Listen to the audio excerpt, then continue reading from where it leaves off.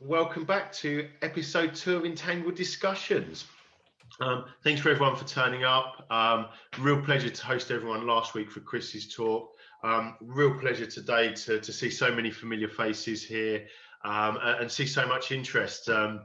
Really nice to see that. So for those who were here last week, welcome back. For those who have just joined us for the first time, Entangled Discussions, we're here to provide a platform for the quantum community to share interesting ideas amongst themselves and really further the ideas of the community itself. So here at Entangled Positions, we're proud to host this. And it's a real pleasure today to welcome Rupesh Srivastava. So Rupesh has got a real eclectic mix of experiences from academia to industry, spiritual, and through his serendipitous journey, he's gained a quite unique vantage point to be able to understand where the quantum 2 generation comes from. So it's a pleasure to welcome you aboard, Rupesh, and hear more about your story and observations. Yeah, thank you, John, and thank you to everyone for tuning in. A lot more people than I was expecting, I can tell you. So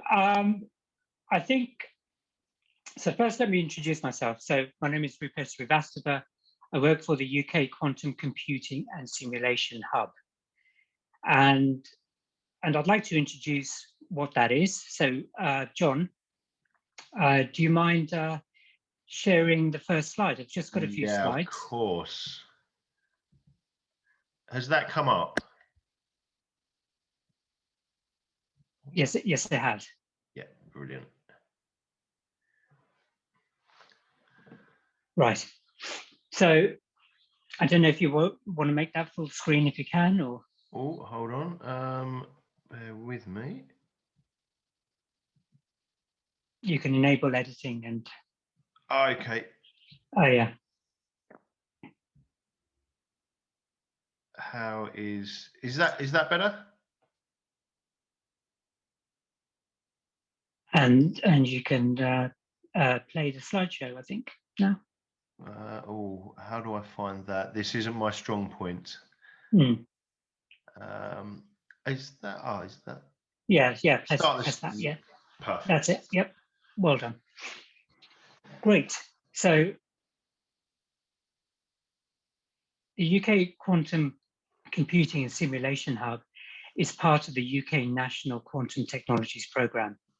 And this is a 10-year programme, and it's about £1 billion, or probably over by now. And most of that is government funded, with the rest being industry.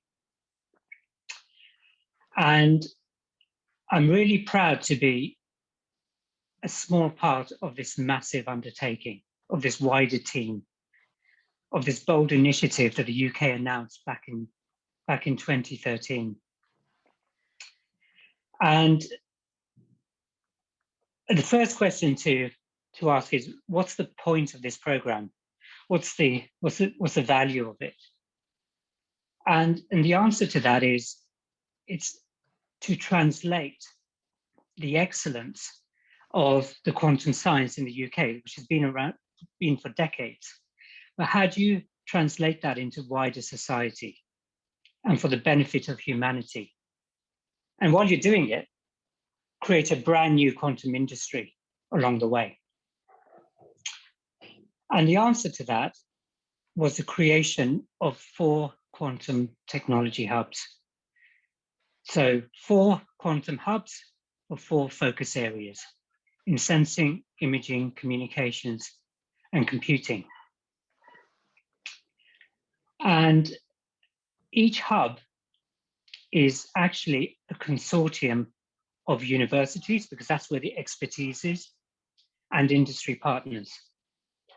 And within each hub, there's a lead university. So it's not one university, it's a collection. It's a network throughout the UK. And the national programme is cohesive, coordinated, collaborative, and commercial. They're the 4 C's, and I'm glad I remembered them. And those are baked into the system. And that's really, really important.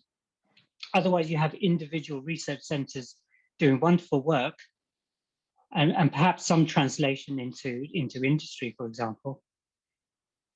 But when you want to scale it, you've got to do something like this.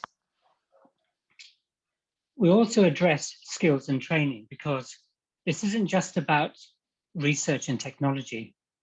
It's about the quantum workforce. Where are these people going to come from? What training do they need, and what skills do they need? And as part of the larger ecosystem, led by Innovate UK, there's an industrial strategy challenge fund for quantum. And that is looking at the other side. So universities on one side, industry on the other. So industry-led innovation. And of course, the question is how do you bridge that gap? And I'll talk a bit more about that later. Also, I'm really pleased to say, there's a new kid on the block, which is the National Quantum Computing Centre. And its job is to commission and scale near-term devices, as well as being a focal point for industry, for software development, and so on. And I really recommend you go to their website. So if you search for the National Quantum Computing Centre on Google, you can take a look there. But really what the national program is about is it's about being international. It's about being collaborative. And that's incredibly important.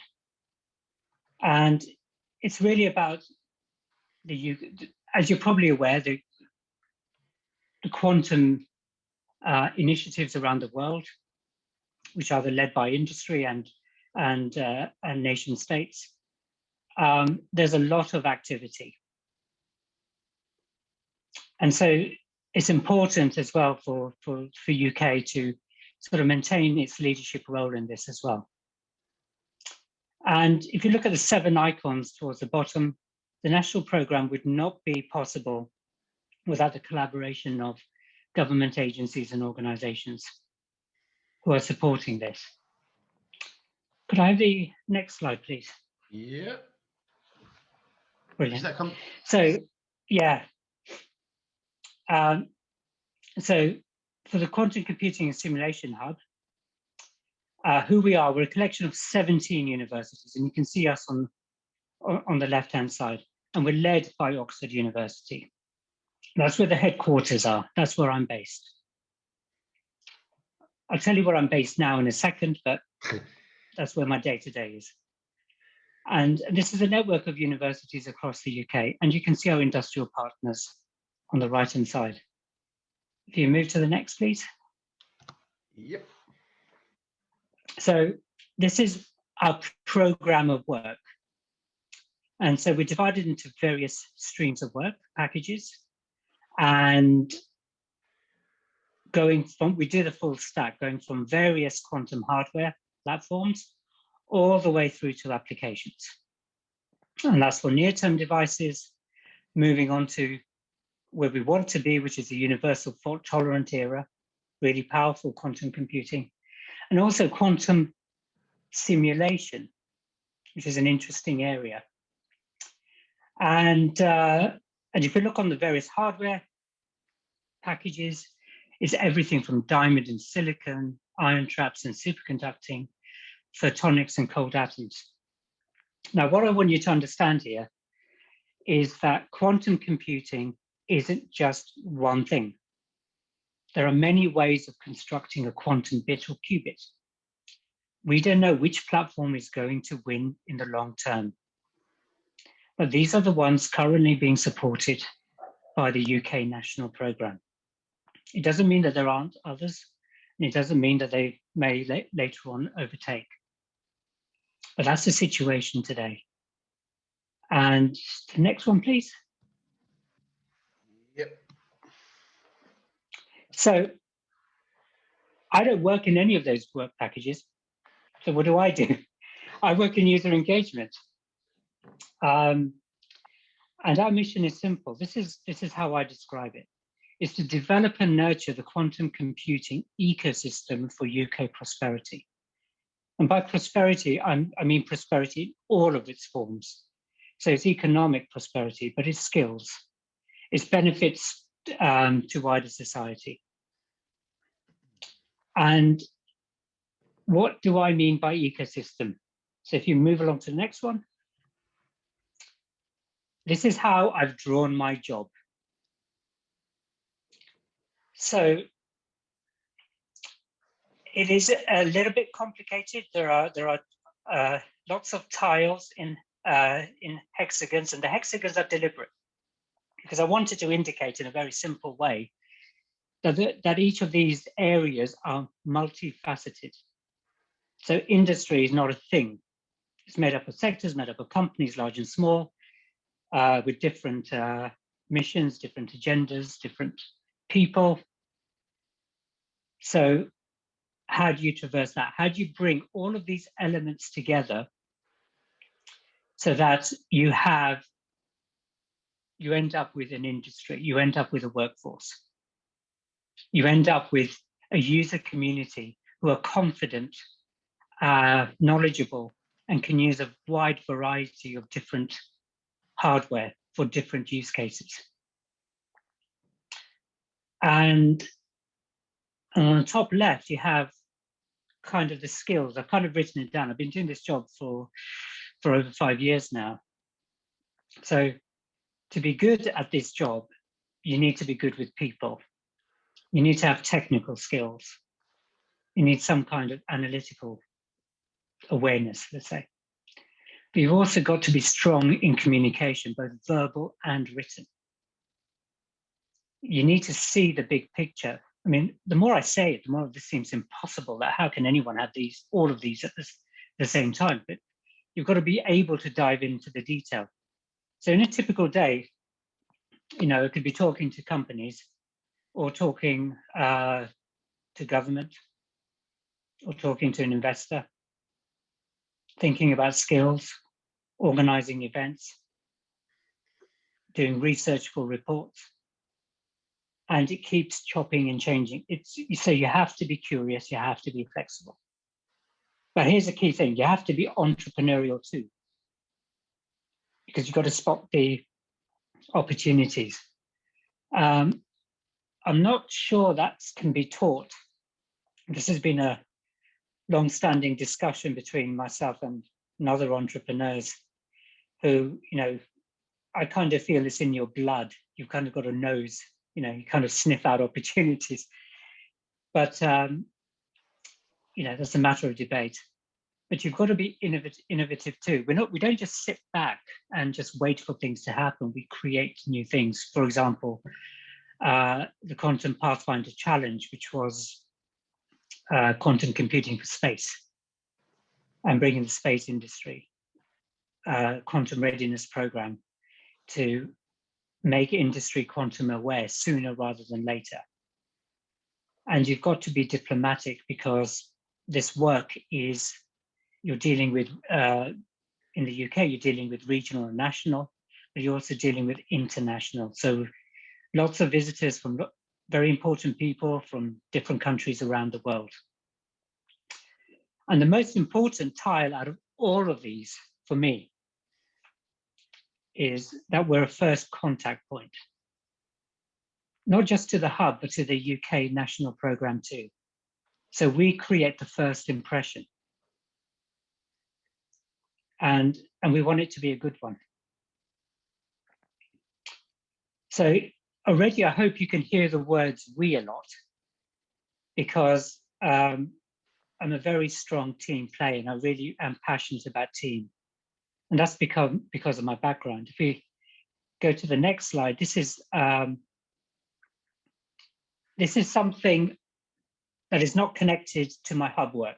This is something separate, okay? And it's called Training with Roop. So I have 20 years background in startups and consulting. And during that time, even though it's not been part of my role, so it's about making ideas happen, it's about growing, it's about changing the world. But what I've discovered is that you need people to be part of this journey with you. You need people with certain skills. You need to forge them into teams, align them to the mission. You need to inspire and encourage and build confidence and skills. And so I provided a lot of training, which has not been part of my job. So, but I've created this to bring all of those learnings together to help people to learn, grow, and thrive. And it's split across people skills, work skills, and consultancy. And by people skills, I'm talking about well-being, so being resilient. I'm talking about being able to relate to yourself and to others, so that you bring the best of yourself and you can cope with life's challenges as well. And those are very important factors in an ever-changing world. They become far more important now. They've always been important, I felt, but they're really more important now. So that's the end of that, and I'm ready for your first question, John. Yeah, so let me just work out how to get this back.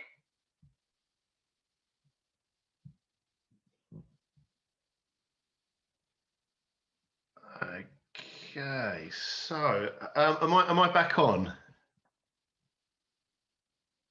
Yep. Yeah, perfect. So obviously, thanks very much for the whistle stop tour there. It's it's always a fascinating insight. And one of the things that I think comes up quite a lot with people that I speak to is kind of the difference between those that have kind of fallen into quantum and those that have actively targeted quantum. And I'm seeing the trends change over time, but I just wondered, obviously, with your different vantage points across industry, academia, and more, how you felt about that? What your viewpoint was? Well, I definitely fall into the falling into quantum category. So back in 20. So let me just give you a little bit of my personal background, if you don't mind. I started at the quantum computing hub back in 2016, and back then nobody knew whether quantum computing would ever happen. It was always 10 years away, and had been 10 years away for decades. So the ecosystem we have now, of course, was a lot emptier back then. And so what was going on in my life then was I was actually at a very low point in my life. And the reason for that was I should have been really happy because I got married in late 2015, but my wife became very ill.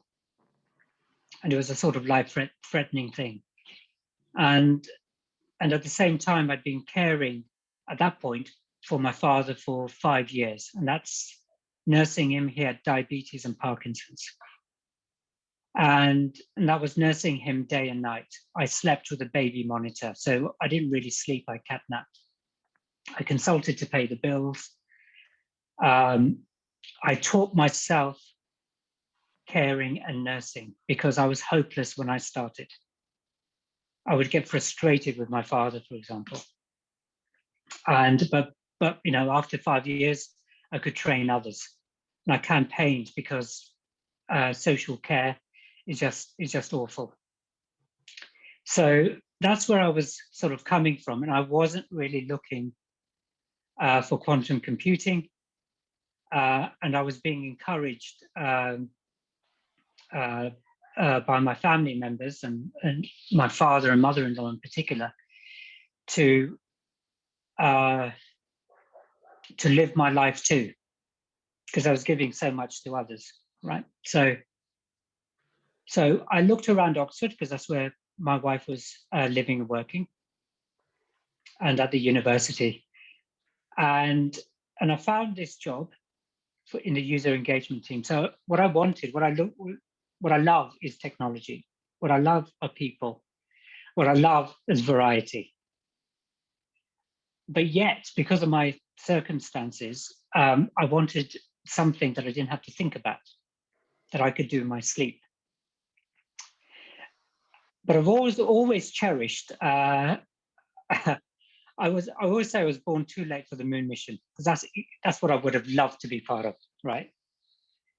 Who wouldn't? And I was born too late for that. And I was born too late for the digital. I was born too late for that, for the digital revolution.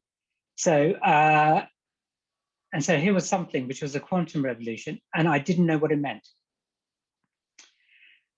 Now, just for background, I have a first-class degree in physics and a PhD in solid-state physics. And in my undergraduate course, I got 95% in quantum mechanics. So I know what quantum physics is, okay? Even though that part of my life was 100 years ago, it seems. But I didn't, but I was initially skeptical as to whether you could harness these things to make a computer out of. So I turned up for the interview, and I remember it to this day. The snow was falling. I'd made sure my father was okay, and feeling a bit of anxiety about leaving him. Okay, that's to come to Oxford and do this, and there were two eminent professors, one eminent businessman whose name is Tim Cook, who's not the Apple guy, for the same name, but a very wise and successful businessman, and the hub manager, Kirsty Allen. So there were what they wanted was someone with startup experience, with a PhD in physics, who had lived in academia, could engage with the researchers. And the key problem was, how do you bring this out of the lab and into society? How do you get industry engaged? And I was really up for the challenge. And how I started, so there are a number of problems that you don't really think about until you're living the experience, until you're faced with it. So coming into Oxford University, which is just amazing,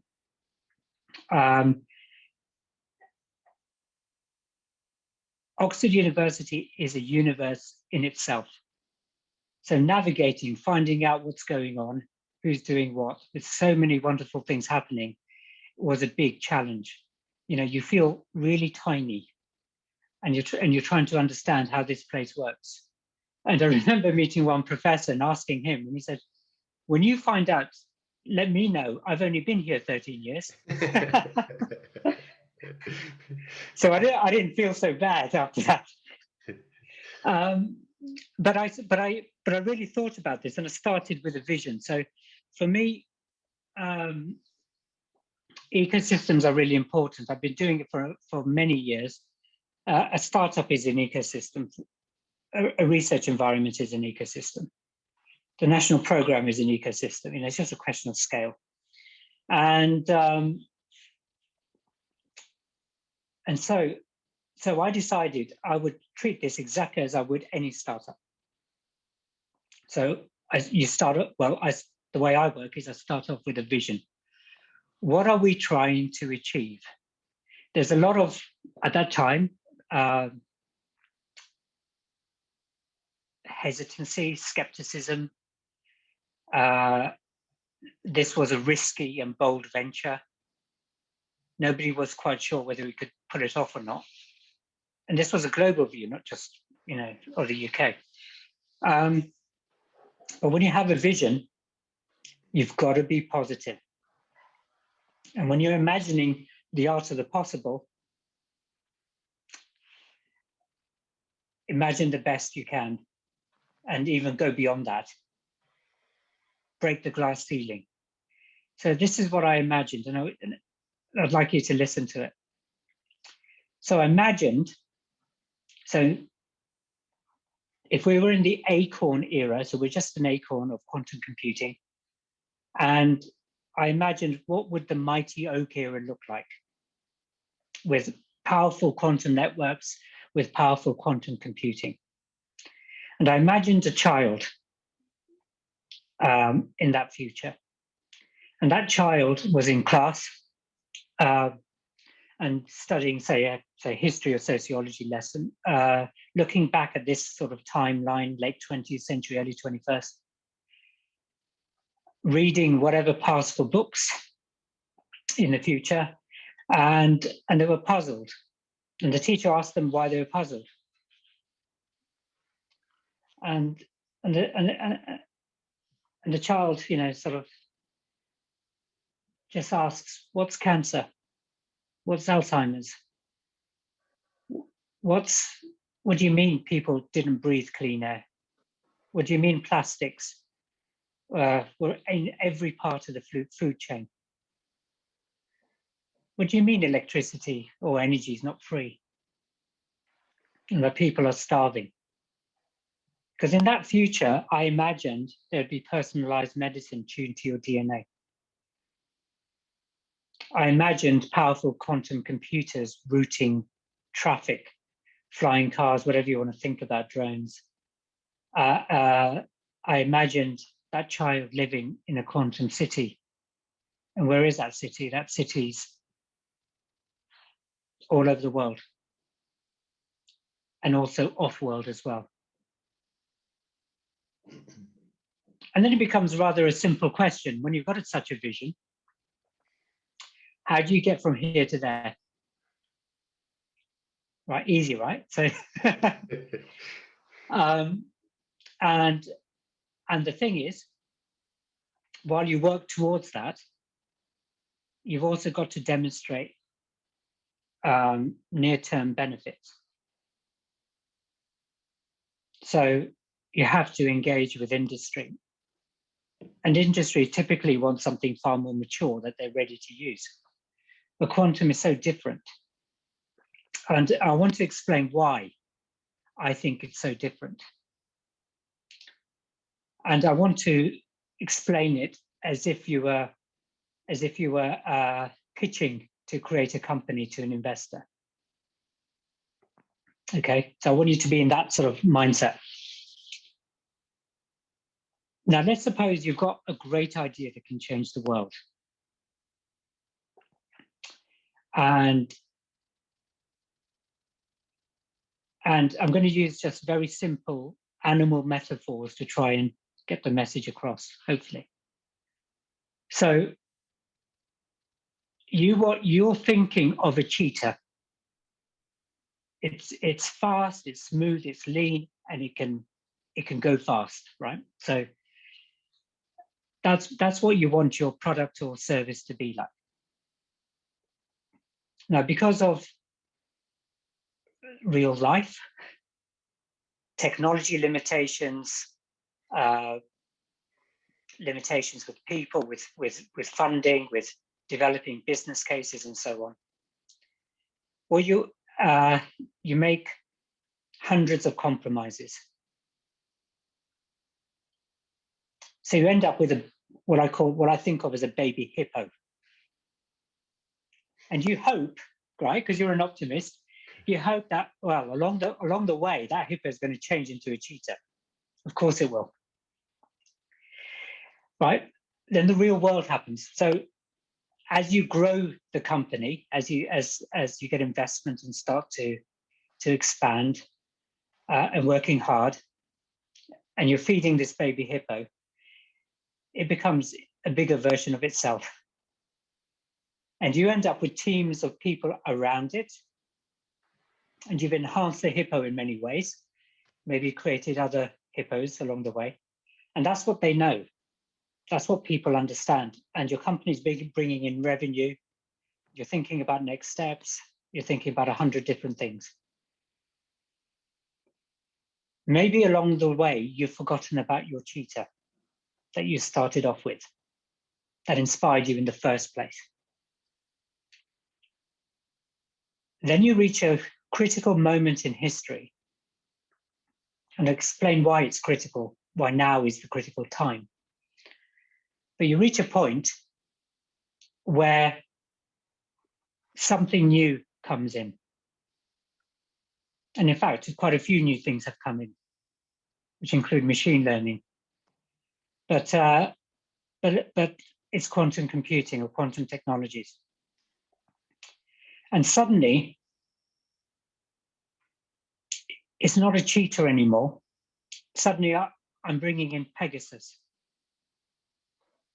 I'm bringing in something completely new capabilities. And that's what the promise of the technology is. But right now, we're creating the future.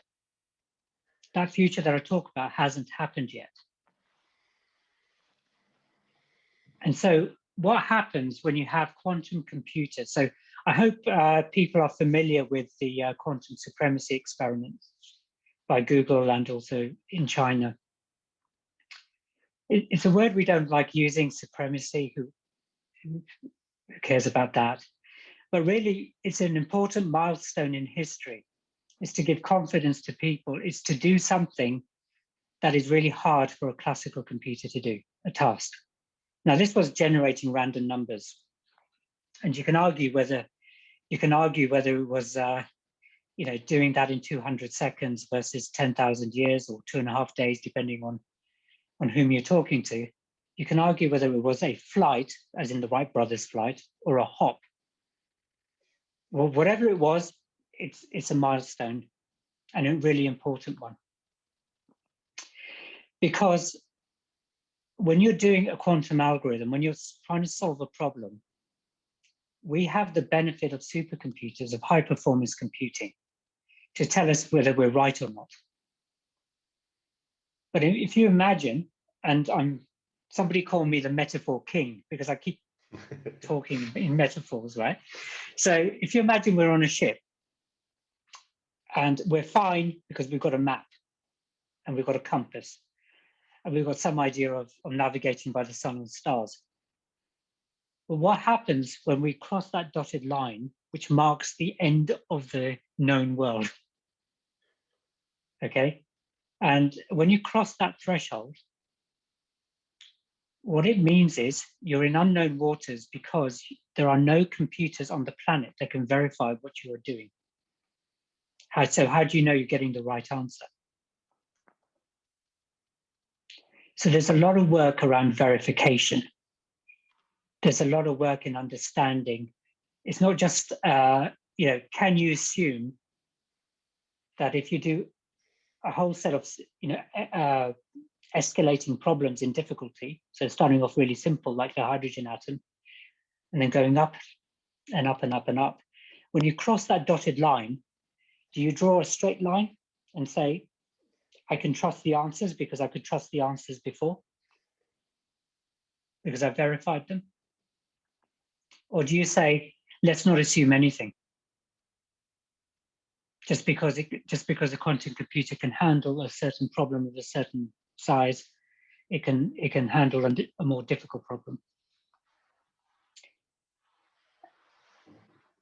What's also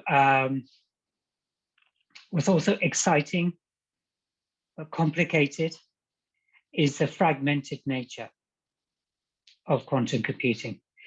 So right now, if you were to develop any kind of device, it'd be very clear how to manufacture the chips, how to design the chips. They're different. You could go ARM, you could go Intel, you could, but you would have limited choices.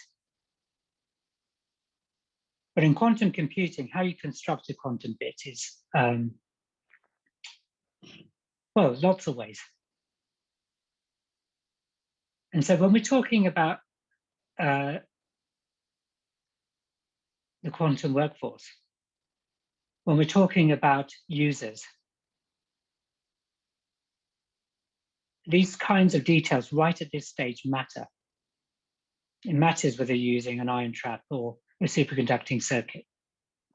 The mapping of qubits when you're writing algorithms matter a lot because the mapping can change, and then you have to write your algorithm again.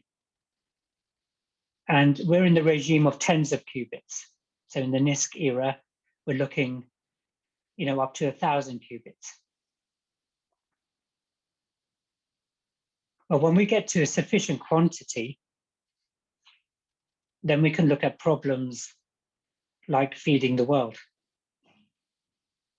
like sustainable energy, like climate change. And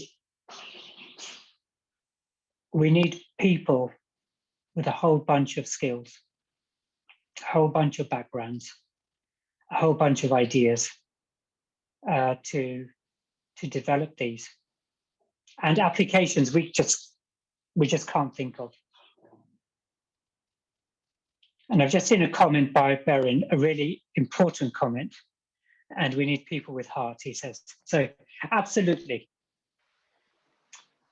We need people with courage. So one of the things I just want to touch upon is, you mentioned, John, the spiritual dimension. Mm. So when I was 8 years old, that's when I experienced my midlife crisis. So I hope I don't go through that again. Okay.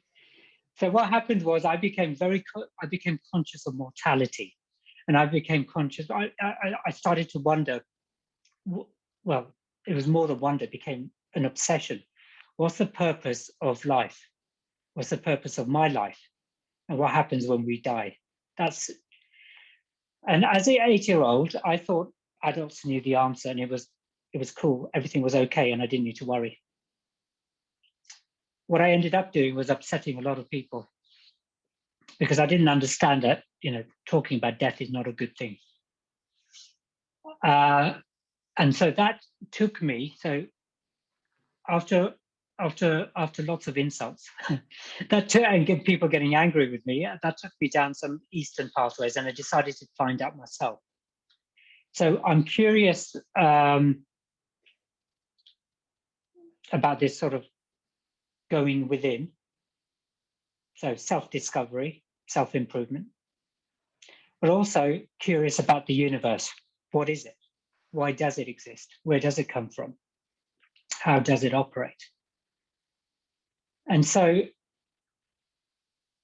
going back to Berin's comment about heart, what I want you all to imagine now is me, as if you can, as an 8-year-old child with questions and curiosity and going to school,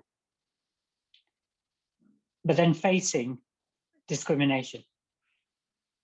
And I want you to imagine telling that 8-year-old for the next 10 years of their life, they're going to be called names based on the color of their skin. They're going to be discriminated against. It's not going to happen once in a while. It's going to happen every single day. And that child, when they tell their mother and watch their mother in tears because she can't do anything, and so I was born in Britain, I'm British Indian.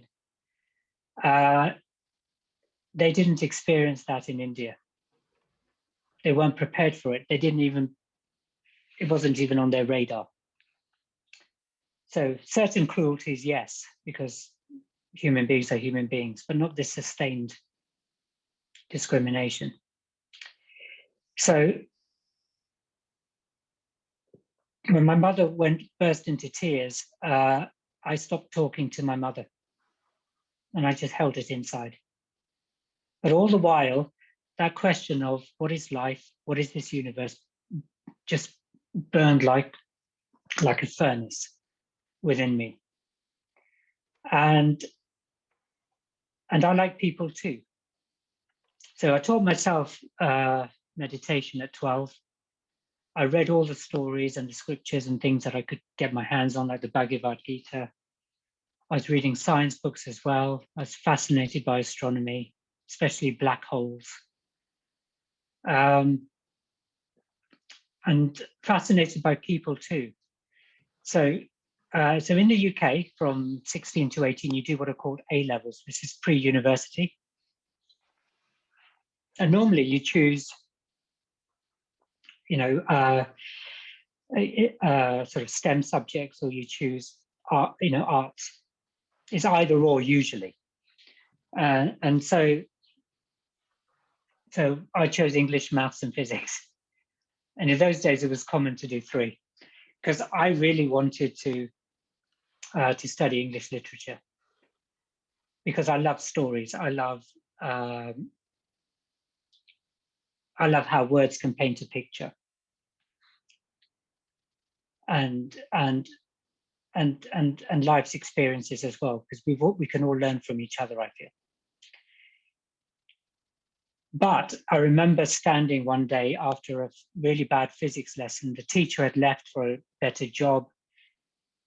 Another stand-in teacher had come in who declared to the class that they didn't understand physics and didn't care for the subject. And I was sort of feeling really let down, actually, disappointed by this attitude. And I was standing outside in an adjacent park, and I was looking at a tree and the blue sky and the concrete path and a woman. I still remember a woman pushing a pram. And I looked at my feet and I said, I really don't understand how any of this works or why it should. I don't understand the universe that I'm living in. And so I chose to do physics at university. And that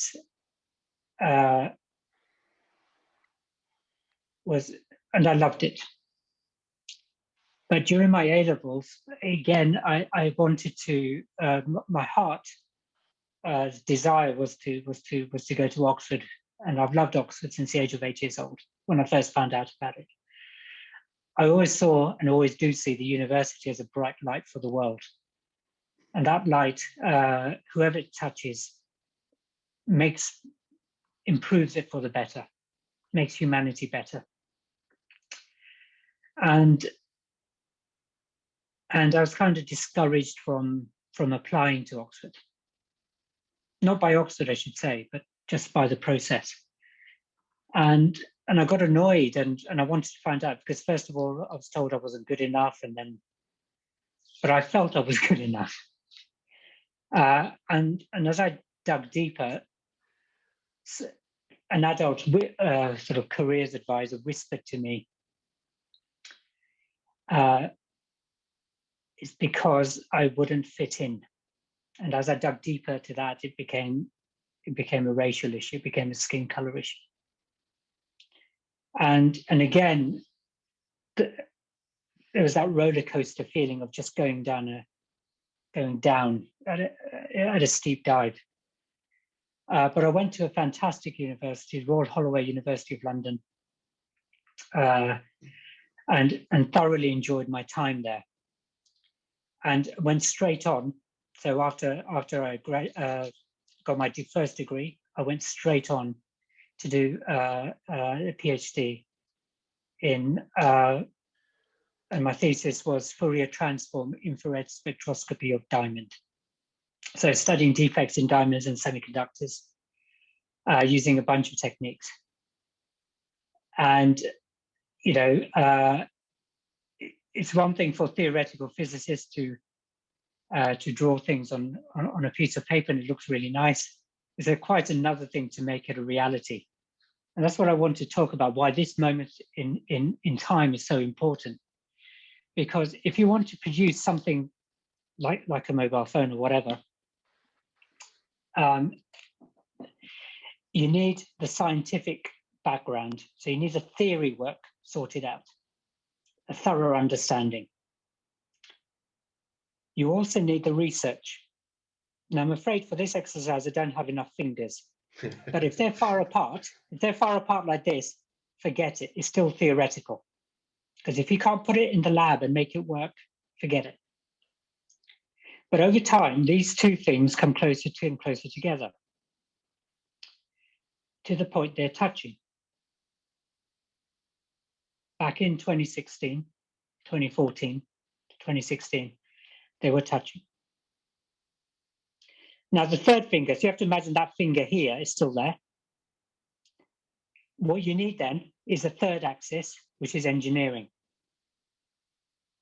Because if it's in the lab, if you've got the theory work done, you can run experiments and create complicated experiments around it, great. But if you can't engineer it, it's never going to go into wider society. You can't have this. So engineering during the time has been coming up and up and up, and just touching. Now you're in a position to do something.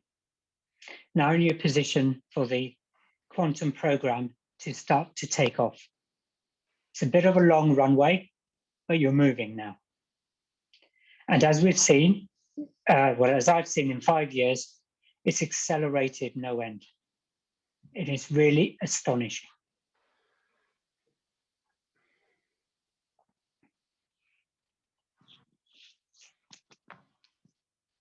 So, John, have you got another question, or anyone attending?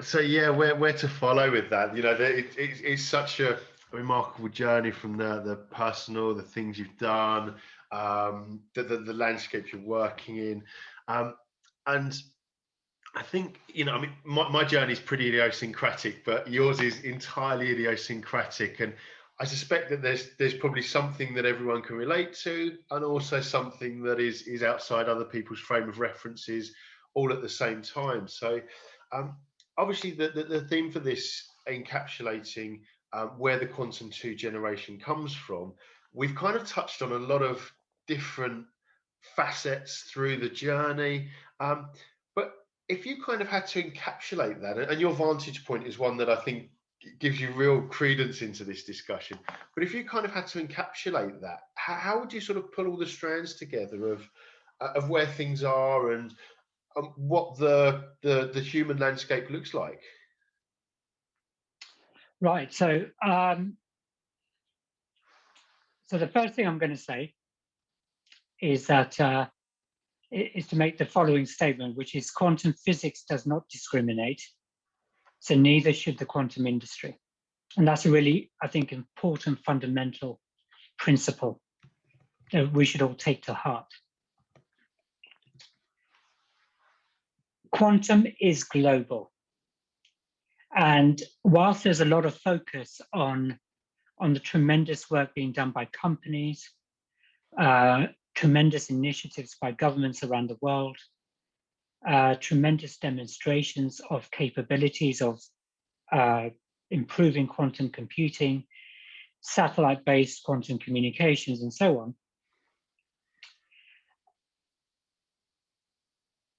What the world, from my vantage point and pulling the different strands, I'm very conscious that there are different currents operating in the world. And it's just not those currents. It's not just what the media reports. Just like quantum computing is not just pictures of dilution fridges, which you see everywhere, because they're so beautiful to look at, actually. They're marvelous pieces of engineering, and you see them everywhere. And, you know, even my sister says that's what she thought quantum computers looked like. And I said, no, that's not the case. They will all look different. So one of the currents I want to highlight is the spin-out culture, which has created companies that are dedicated well,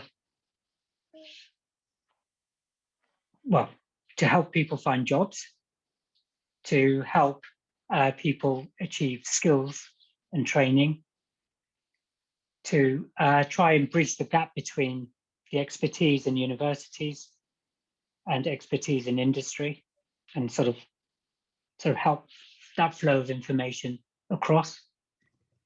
And one of the sort of most recent engagements, which has been a great pleasure and also completely eye-opening, has been an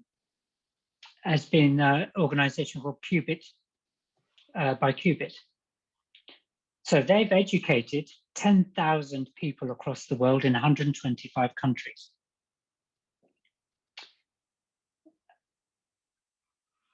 That's great, isn't it? It's fantastic. But when you find out a lot of these are high school students, and I was at an event teaching middle school students. And this is where I'm openly going to confess, because I confessed to the organizers. I made this confession. Part of my vision is to get quantum, to teach quantum to 5-year-olds. Okay, so, but when I make statements like that, what I'm actually saying is we need to get it into the education system earlier, sooner rather than later. And how do you teach something so complicated? You know, when you have matrices and so on, and you're talking about qubit manipulations, quantum circuits, various quantum logic gates. Do you think it's even possible to teach to high school students or even middle school students? And you might say, no, it's not possible. But guess what? They're doing it anyway. So this sort of global initiatives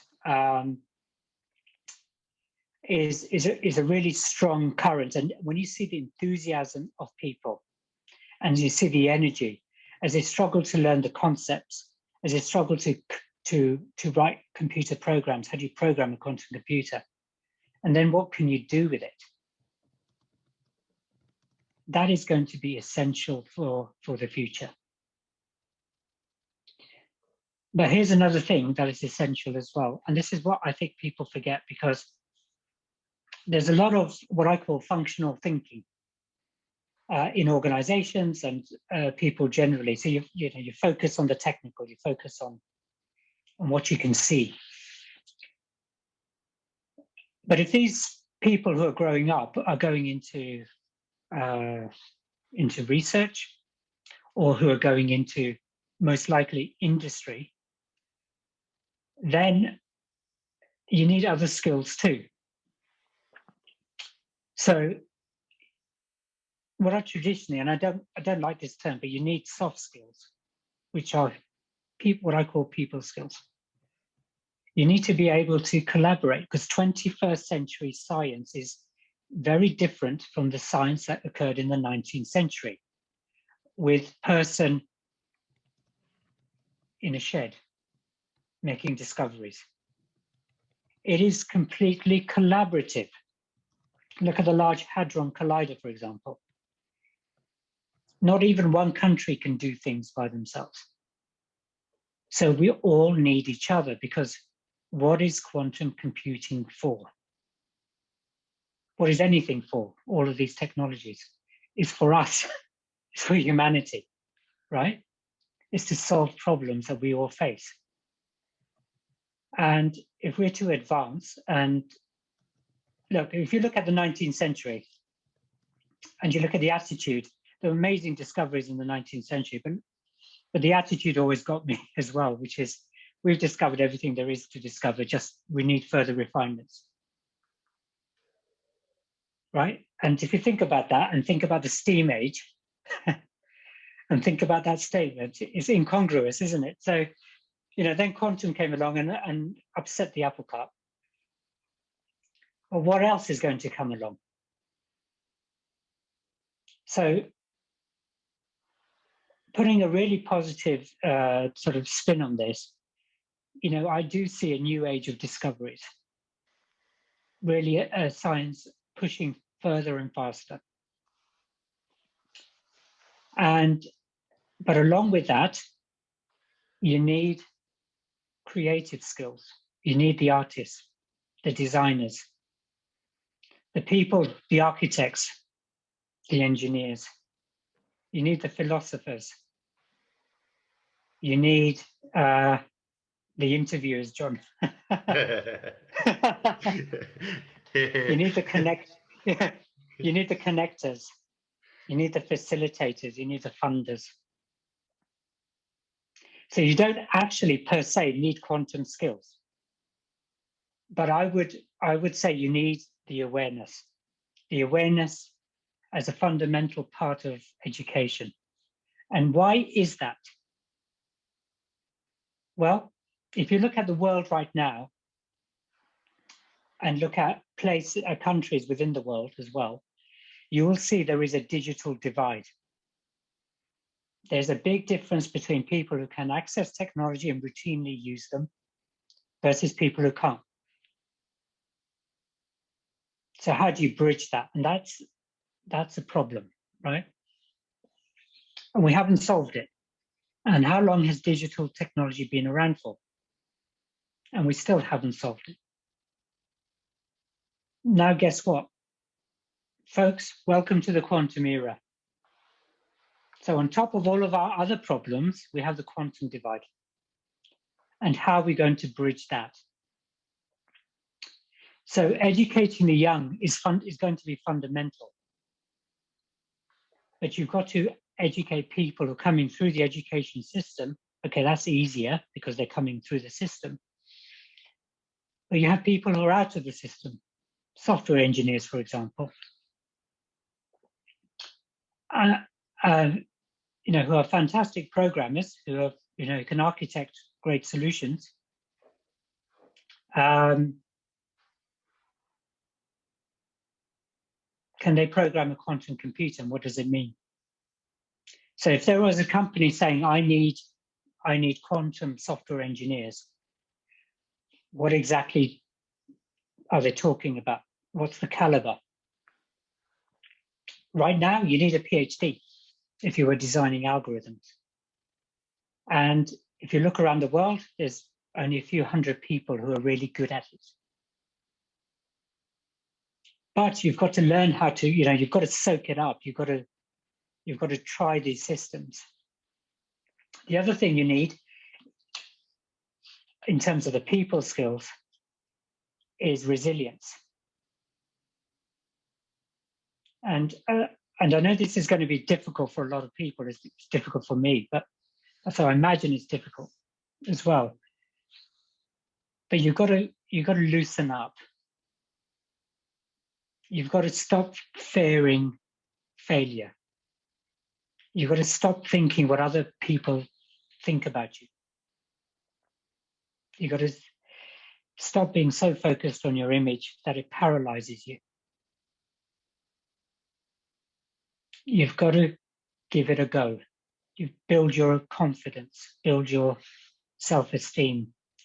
All the while, if you feel like an imposter, well, everyone's an imposter, right? So kind of get over yourself enough so that you enjoy learning, you enjoy discovering, even if later on you go and do some other things. And my life journey has been about doing lots of things, but it's how you bring all those experiences and expertise together to contribute value. And not just for yourself. It's not talking about being selfish. I'm talking about service.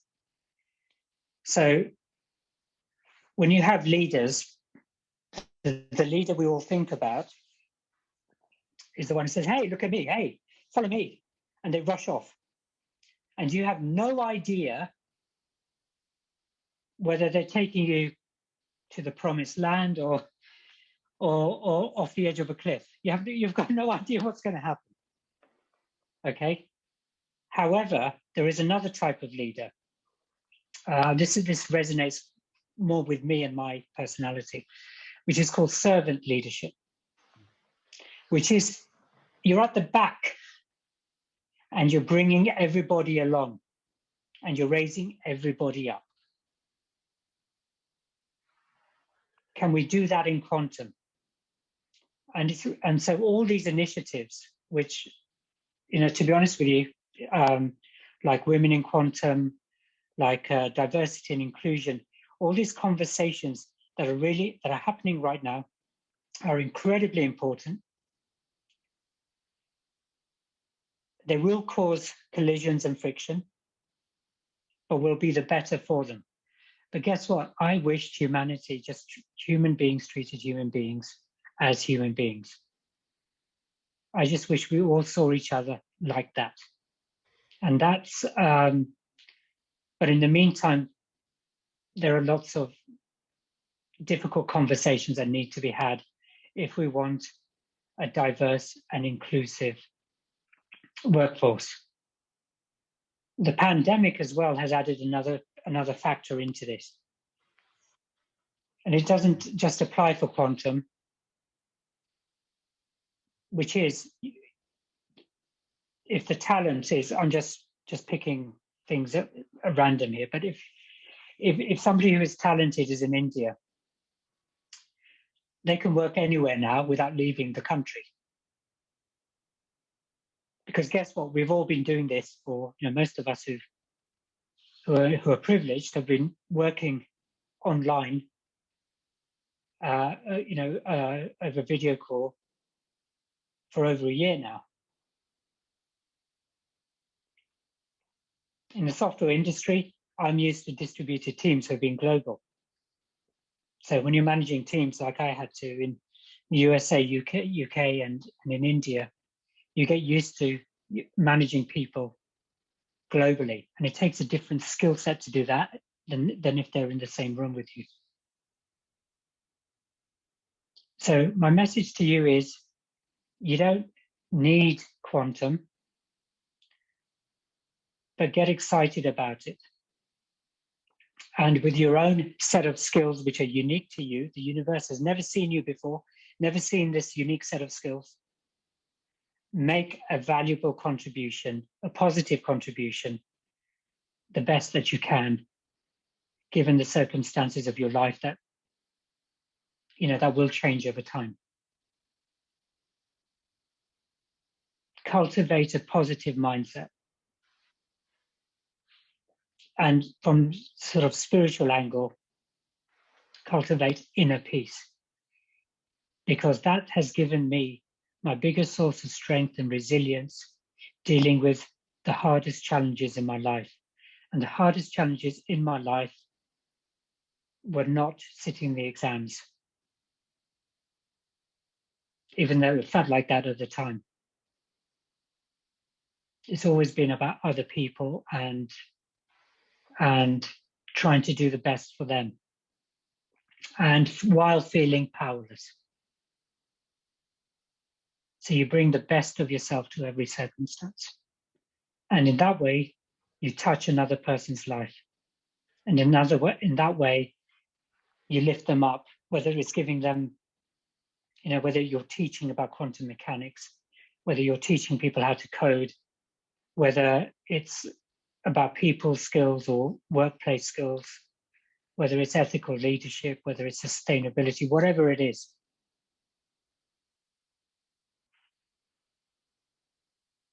You can make a difference. And if you make a difference to just one life, I think I would rather have that life than make no difference at all. So quantum for me has a real new feeling about it. It's a pioneering, it's frontier, and anything can happen because we all got a stake in creating our futures. And if we do nothing, the future will be terrible. And if we do something positive, the future will be a lot better.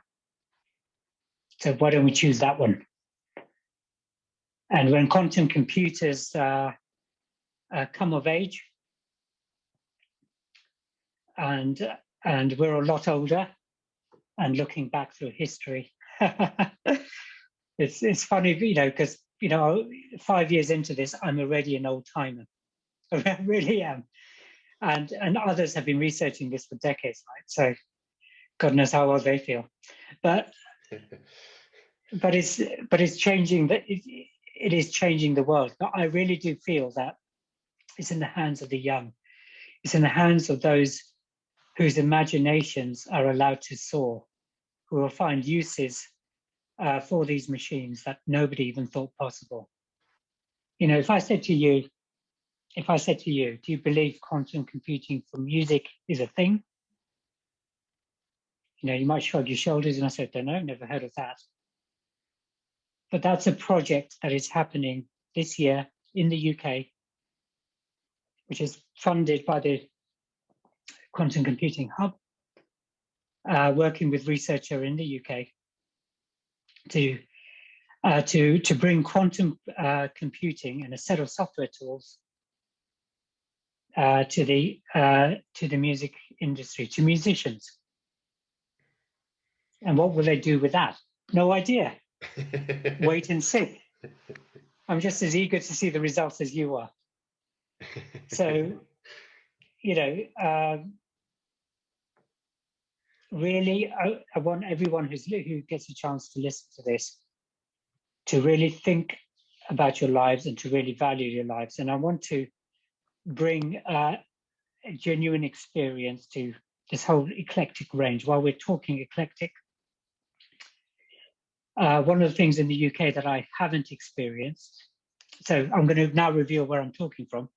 I'm usually based in Oxford, and for personal reasons, because my mother-in-law has been unwell. I'm married to an Argentinian, so I'm speaking to you from Mendoza. So even during this pandemic, we had to come and give support. And while over here, I experienced something I've never experienced before, which was a 6.4 magnitude earthquake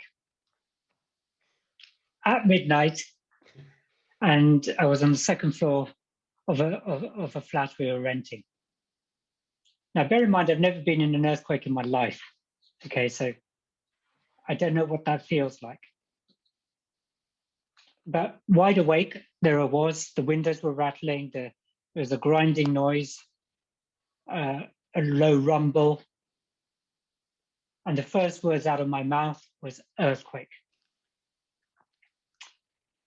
And we were by a bar that was really noisy, and the sound of the music would make the windows rattle. So at first my wife thought that's what it was. And I thought, okay, it's an earthquake, it's going to pass, because Mendoza is full of earthquakes. And then as we rushed out, there was a neighbor, and I saw, and I was, so far, so good, I'm cool. But the neighbor who lives in the city, was born and raised there in Mendoza, was having a meltdown. And I realized that this wasn't an ordinary experience. Okay, and then I became anxious. I tell you what, there were aftershocks and everything I won't bore you with, but next day I couldn't honestly tell you the next day whether the ground was shaking or my legs were shaking. But after that, I was okay again. After that, I was okay. But the important lesson here is, and I'm conscious of time, but the important lesson here is our lives are fleeting. And that was really brought home to me. Could have been wiped out in a second. What had I done in my life? What was I doing? What was I complaining about or being worried about? In an instant, all of that was immaterial. It was rubbish. So I made a commitment and promise to myself that I'm going to do much better. And that's my message to all of you, because you know, I don't know who you are, but at least one person in the world believes in you, and believes you can do better. So do shine, because why else have you been born? So thank you very much. Superb. Thank you very much, Rupesh. And so many powerful themes. I think that probably certainly resonated with me, and I extrapolate that I expect they resonated with everyone present. And I don't know, obviously there is the time situation, but there's still people here. So, you know, I could ask you questions all day, but if you're open to taking some questions from the audience, it was interesting. The last things you mentioned were musicians and earthquakes. So with a bass guitarist amongst us who actually wanted to raise a question. Can I pass you over to Chris, please? Hey, Rupesh, that was wonderful. Thank you so much. No, I love the meta perspective. Absolutely, I totally agree. I wonder if we could sort of get into the weeds. Can we do like 180-degree turn? And I would love to know, and I'm assuming people on the call would like to know just more specifics about, projects you're working on. And my passion really as a nonlinear multimodal careerist, right, is around, what kind of workforce skills might be needed in the projects that these 4 centers are working on. And again, just to kind of give people a sense of the fact that you can, tied to my conversation last week with John, you don't have to be a particle physicist to work in quantum. I think there's lots of opportunity, and as you were implying as well, to get involved. We're going to need people with skills in a range of disciplines to come to the quantum information science space to drive adoption and understanding and ultimately benefit, right? So could you put some color around that based on where you sit, what you see? Yeah, absolutely. So it all depends what stage of the game you're at. And we're at an early stage, okay? And quantum science is huge. The national program has chosen to focus on 4 thematic areas, and they're all different and they require different skill sets. Still scientific skill set, maths, engineering, computer science background. But also, one of the things I haven't mentioned, just popped into my head, is responsible innovation. Nice. So how do you bring something so potentially transformative and disruptive? Anyone playing buzzword bingo, you can cross those 2 off the list. How do you bring it to wider society? So there is an acceptance and adoption, rather than, as we've seen, burning mobile masts and so on. So people aren't afraid and they're aware and they understand all the issues. And we call that responsible innovation in the UK. And that is about engaging with the public, with policyholders, with industry. There's another aspect, which is standards. At some point, standards become really important. And as you're aware, Chris, as you know very well, it takes many years for standards to get adopted. So you have to start having the conversations now. Yeah. Right now, there are different, even within the national program, there are different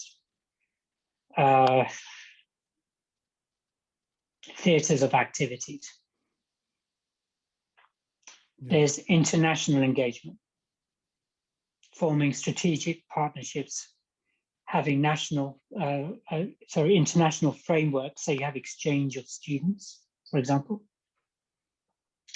an exchange of ideas, even access to hardware. So what does it feel like to program a quantum computer on a real quantum computer? Yeah. That experience is very different, Chris, to programming on a simulator, which you can just do on a laptop, and everything works, effortlessly. Yeah. That's not what the real world is like. Yeah. But so wondering if there's like a specific project you could just feature, like, what's the most interesting one you're doing right now, or that the initiative is doing? Let me focus on. There are many, Chris.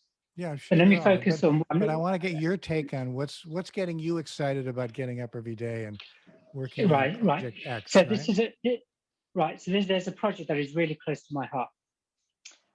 And it used to be, I used to be badged quantum computing for space. And what I wanted to do, and I found some willing allies to help me with this, was to bring the quantum community and the space community together. Cool. So quantum for space means different things to different people. So So just for those who aren't familiar with the space sector, there's a big upstream, what is called upstream component, which is basically putting stuff up there. So satellites and instruments and international space stations and the like. And then there's downstream. So that's data and everything else. So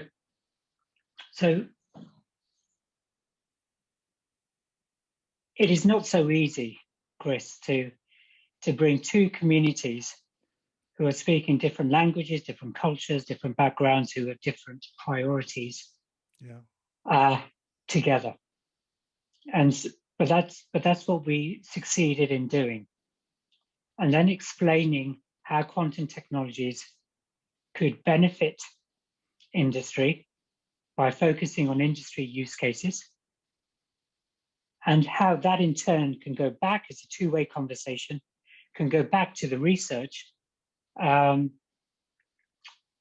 help direct thinking and priorities as well. So from that, we got this. I received this argument from the managing director of the firm, who said, "Well, this is all well and good, but our engineers won't be able to program quantum computers. So what's the point?" Wow. So that was quite heavy, right? Yeah, So, yeah. and we've just been through an afternoon workshops looking at use cases and where quantum computing could help and where quantum simulation could help, new materials, optimization, this sort of thing. And I said to him, I looked him straight in the eye, Chris, I hope I'm looking straight at you in the eye, and saying, yes, they can, and they can do it in one day, and I'll prove it to you. So we organized a quantum computing hackathon with a range of partners, including IBM, the Satellite Applications Catapult, and this time it was an engineering audience, along with the quantum community, doing a series of exercises. And look, by 5 o'clock, over pizza and a beverage of your choice, there were there were smiling faces all around. Cool. Because they had done it. Yeah, wow. Beyond all expectation. That's great. So the real answer, Chris, is brick by brick. Yeah. You build it up, but somebody's got to do it, and that's it's part of our work. And it ties back to your meta message about collaboration too, right? So connecting dots in perhaps unlikely ways, or where there's resistance or apprehension about different worldviews or objectives or priorities or technologies, for sure. So cool. That's a great story. Let me give you a quick, very, very quick example on the downstream side. So you have satellites. Imagine satellites sending a bunch of data, and let's say this is image data, and it's a picture of a sea, part of the sea, and in there is a white dot. Is that a ship? What is it? Maybe it's a ship that is lost. Maybe they're smugglers for law enforcement. Could be anything. Yeah. So could quantum machine learning, for example, help detect things? Could you look at agriculture, for instance, and spot diseases from space faster, which then triggers microinsurance payments? Oh, wow, great. Yeah, wow. So farmers don't become bankrupt, they can feed their families.